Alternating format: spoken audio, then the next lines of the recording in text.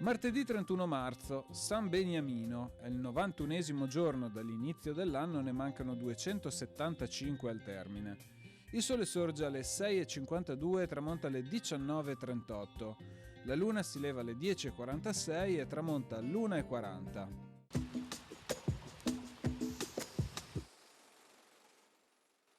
Caterina, vedova di Gian Galeazzo Visconti, signore di Milano, invia una lettera al doge nella quale offre Feltre, Bassano e Cividale in cambio di aiuto e appoggio contro i Carraresi, gli Estensi e gli Scaligeri.